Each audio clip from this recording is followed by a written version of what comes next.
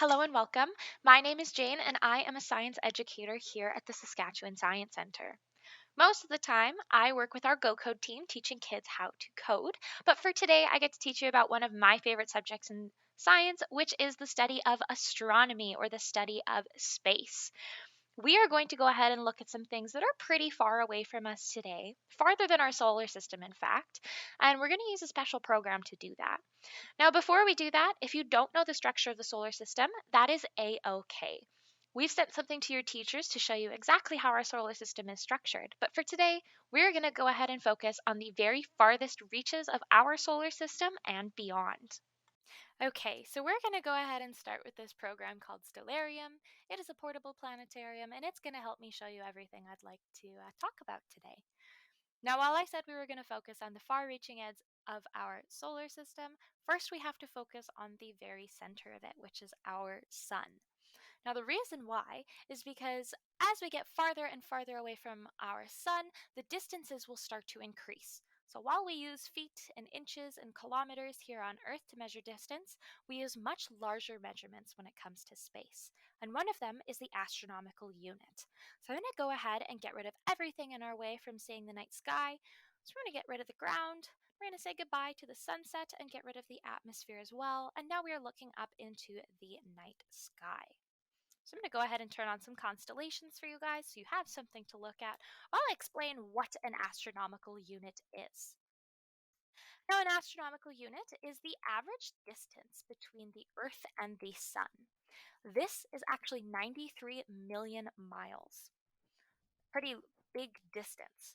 Now, the reason why it's the average distance is because the Earth isn't going around perfectly circularly around our Sun. It's actually a bit of an elliptical or more of an oval or egg shape.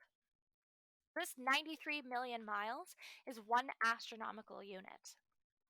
As we get even farther out from the center of our solar system, we have to go to even bigger distances.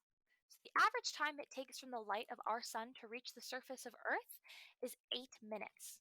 That means that the light is traveling at nearly 300,000 meters per second. When we start talking about light years, that's the time it would take light to travel within 365 days while it's going 300,000 meters per second. So, with that, we're going to talk about the edge of our solar system, which is the Kuiper Belt. Now, the Kuiper Belt is the region just beyond Neptune, and it is roughly 30 astronomical units away. The very edge of it is nearly 1,000 astronomical units. So that would be 1,000 times the average distance between the Earth and the Sun.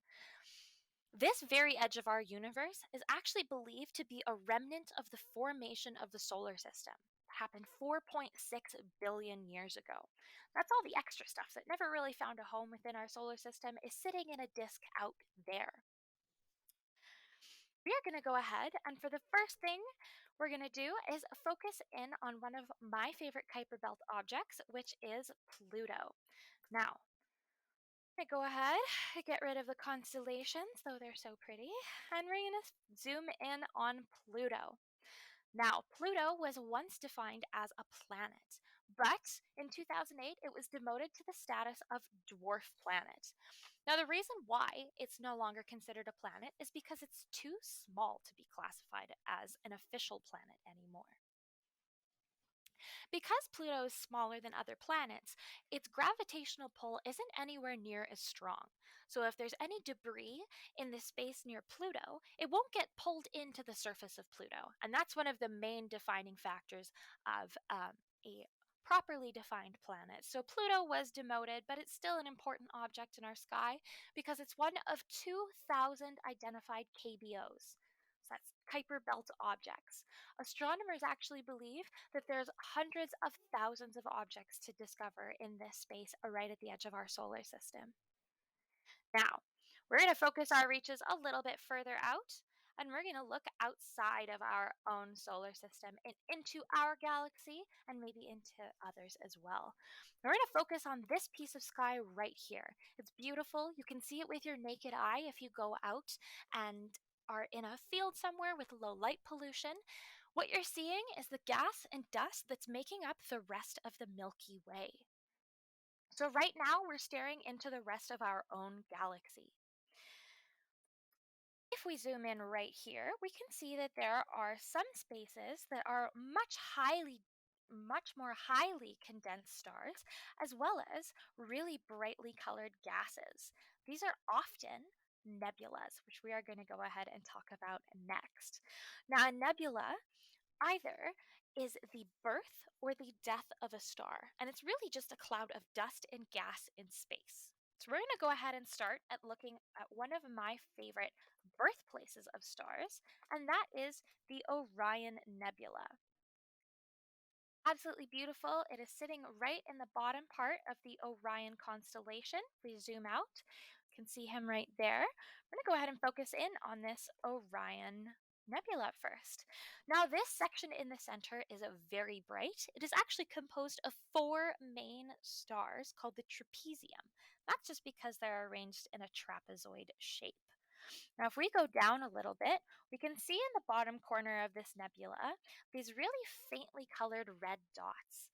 These are actually brown dwarf stars. They are just a very small star. So small, in fact, that they're actually considered to be failed stars a lot of the time because they're not big enough to sustain that process of nuclear fusion that keeps a star burning. So they'll burn out quite quickly, but that's okay. The Orion Nebula sits 1,500 light years away from Earth, meaning that it's the closest star forming region to us. So, the last thing we're going to talk about before we go away from the Orion Nebula is how stars are formed. So, gravity will start to pull together all of this gas and dust that you're seeing. All these different colors are different elements up in this nebula. As these groups of dust and gas start to get larger, the gravity will continue to grow stronger, and eventually it'll be so strong that it will cause the collapse of the entire structure, causing it to heat up and resulting in the birth of new stars. So we're going to go ahead and look at the end of the life cycle of stars, which is also considered a nebula. We're going to go ahead and look at a supernova, which is going to be the Crab Nebula. I'm going to focus in on this guy right here. This Crab Nebula sits 6,300 light years away from Earth, and it is a supernova remnant. So, a supernova remnant forms when the pressure inside of a star is much stronger than the gravity on it. This causes the star to explode and expel gas and dust all the way across our solar system. And sometimes these pockets of gas and dust from a dead star will actually lead to the creation of new star nurseries. Everything up in space is being used and reused by our stars, which I think is pretty cool. Now, this nebula stretches 10 light years across, which means that the light from this side of our nebula would take 10 light years to go all the way to the other side. So that's quite a big, big distance. Oftentimes, nebulas get named for what they kind of look like. And in 1844, an astronomer actually drew the nebula, and one of his associates looked at it and believed it looked kind of like a crab, so it got the name of the Crab Nebula, and it is sitting at the very, very top edge of one of the horns of the constellation of Taurus. Okay, so the last thing we're going to look at today is going to be our closest galactic neighbor, and that is the Andromeda Galaxy. The Andromeda Galaxy shares some similarities to the Milky Way galaxy, as it is another spiral galaxy.